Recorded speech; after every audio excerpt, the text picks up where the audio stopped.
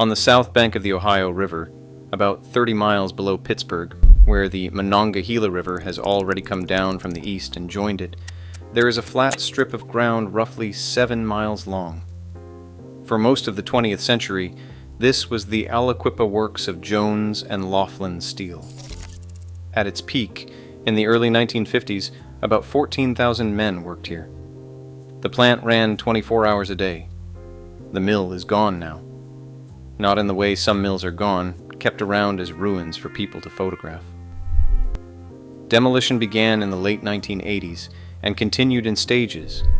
By the early 2000s, almost nothing of the original works was left standing. Today the strip is an industrial park.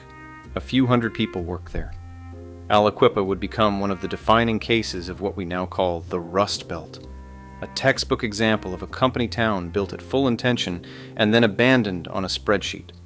A town that, at its peak, held 30,000 people and produced 3 NFL Hall of Famers.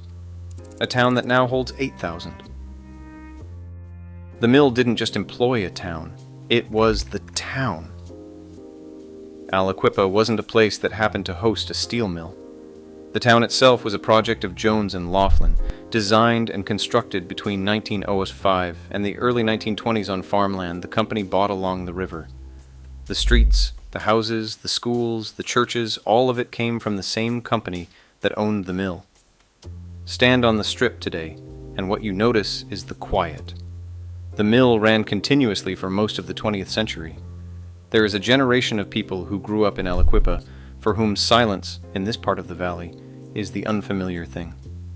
The idea of a planned town built by an industrial corporation was not unusual in the late 19th and early 20th centuries.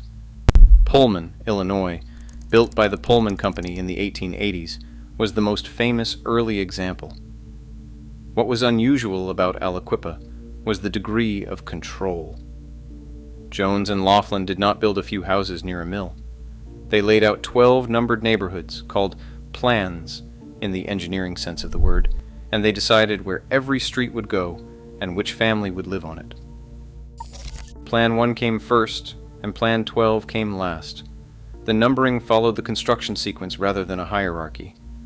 But the hierarchy was there anyway, embedded in which families ended up in which plan, embedded in the company's decisions about where to build what kind of housing for whom. Plan 6 was for management, with larger lots, brick houses, and a country club. The men who lived there ran the mill. Plan 11 was for black workers and their families. It was on the lowland near the river, downwind of the coke ovens. The men who lived there worked the hottest and dirtiest jobs in the mill, and the streets they came home to flooded when the river rose. In between were the plans for the immigrants. Italians in some, Poles in others, Croatians and Serbians and Greeks concentrated on particular streets, partly because the company assigned company-built housing along ethnic lines, and partly because once a Polish family lived on a block, the next Polish family wanted to live there too. The plans were not quite ghettos.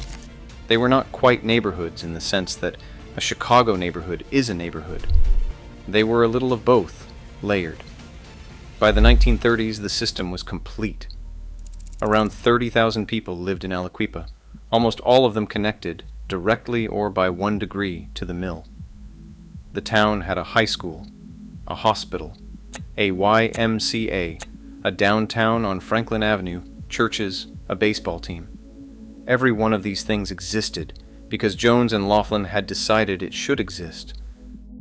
This is the part of the story that gets called paternalism in the academic literature, and the word fits. The company set the rents. It decided where the streetcar lines went. It employed plant police who, in the early years, were used to break strikes and to monitor workers' political activity.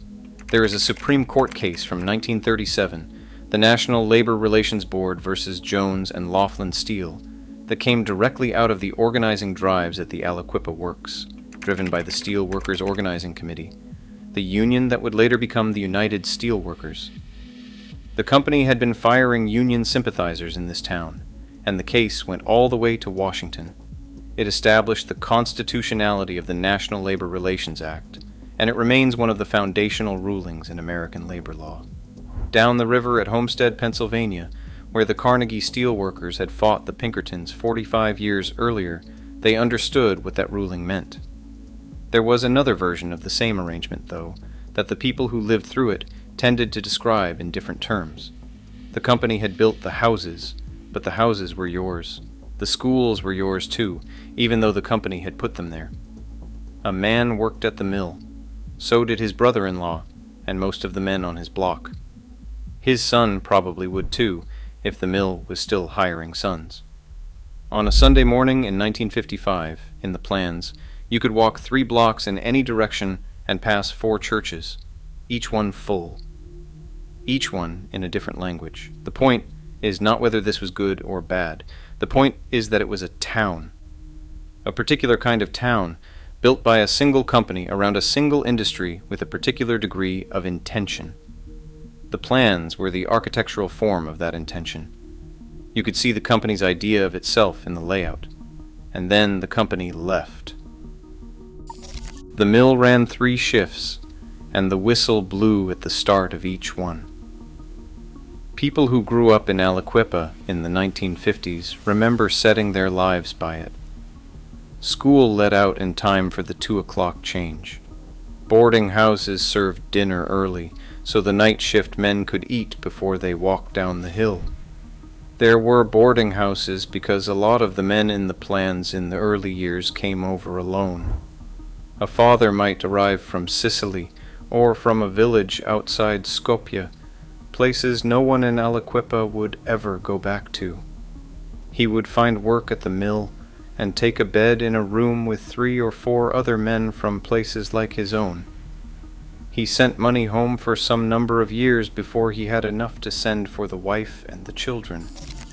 The wives, when they came, did not always speak the same language as their husbands' co-workers. Sometimes they did not speak the same language as the wives of their husbands' co-workers. Aliquippa, in the 1920s, had Italian neighborhoods where the variety of Italian spoken on one block was different enough from the variety on the next block that the 2 groups socialized separately and married within. They held separate festivals for the same saint. This is the part of the story that gets flattened in the telling. The plans were not Italian or Polish. They were a federation of villages, transplanted and layered onto the work of running a steel mill in western Pennsylvania. By the 2nd generation, some of that had softened. The children of the immigrants went to the same public schools and fought in the same units in the war. They came back from Europe and the Pacific in the late 1940s and married each other across lines that their parents would not have crossed. An Italian boy and a Polish girl, a Serbian boy and a Croatian girl. The grandparents would frown, and then there would be a wedding anyway, and the reception would be held at the Sons of Italy Hall or the Croatian Fraternal Union Hall, depending on whose family had the closer connection. The mill made all of this possible.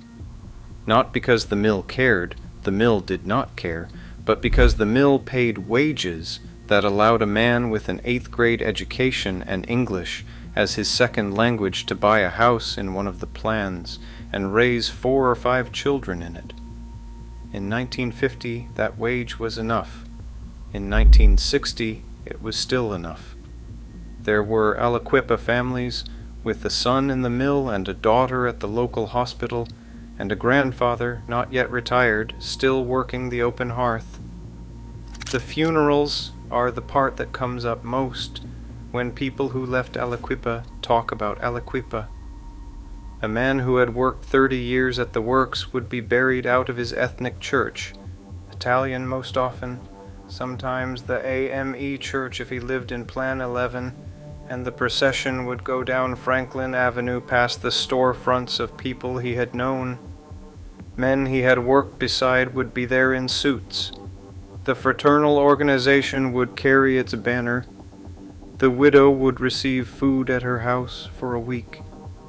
The mill would not stop running, but the men on the shift that overlapped the funeral would think about it. The 3rd generation, the one that came of age in the 1960s and 70s, is the generation that remembers all of this. They are also the generation that watched the system end. What ended did not end all at once. By the late 1970s, Jones and Laughlin had been absorbed into the LTV Corporation, a conglomerate run out of Texas that had no historical attachment to Aliquippa or to the Beaver County communities built along this stretch of the Ohio River. The price of steel had begun to fall against the cost of producing it in plants that had been built decades earlier. The same pressure that was hollowing out Bethlehem Steel in Pennsylvania and Republic Steel across the Ohio Valley. The decisions were made in Dallas on a schedule. The first announcements came in 1981. The seamless tube mill closed. About 600 jobs went with it. 2 years later, the cold strip mill closed, and another 1,500 jobs went. By 1985, what had been one of the largest steelworks in the western Pittsburgh district was effectively over. LTV declared bankruptcy in 1986 and shut what remained. The men who had been laid off were told that retraining programs would be available. Some took retraining. Most moved away or took jobs at big pay cuts. A few never worked again. The high school class that graduated in 1983 is the class that produced the most former Aliquippa residents per capita of any class before or since. Their children grew up somewhere else. Aliquippa today has about 8,000 people in it, down from 30,000 in 1950. The plans are still there, in the sense that the streets still bear the same numbers, and many of the houses are still standing. Some of the houses are occupied, many are not. Plan 11, the lowland. Plan that flooded is the part of town that has lost the most population. Plan 6, the management plan, has held up better. Franklin Avenue has a few open businesses on it. There is a stretch where storefronts were demolished in the 90s and never rebuilt, and that stretch is still empty. The county has put benches there. Almost no one sits on them. The high school is still open. The high school football team is, by any measure, one of the best small school football programs in the country. They have won state championships in years when the rest of the school district was on the verge of insolvency. The boys who play for Aliquippa High are coached by men who played for Aliquippa High, who were coached by men who played for Aliquippa High.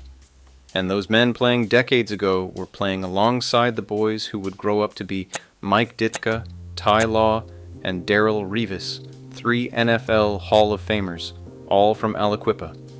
This is what people mean when they say the town still has something. A place with 8,000 people and 3 Hall of Famers. This continuity is something Aliquippa takes seriously. The site of the works is an industrial park now. A few thousand people work there, none of them making steel. The river is there, and the hill behind the strip. The flatness of the strip itself, where the rolling mills used to be, is the most noticeable thing about it. Stand on that flatness on a weekday afternoon, and what you notice is the quiet. There is the sound of the river, and occasionally the sound of a truck. There are no whistles. The men who would have been arriving for the 2 o'clock shift change are, in many cases, no longer alive. Their grandchildren live in Charlotte or somewhere outside Pittsburgh, and they know about Aliquippa from stories. The strip itself is still 7 miles long, on the south bank of the Ohio River, about 30 miles below Pittsburgh. The mill that was built on it is gone.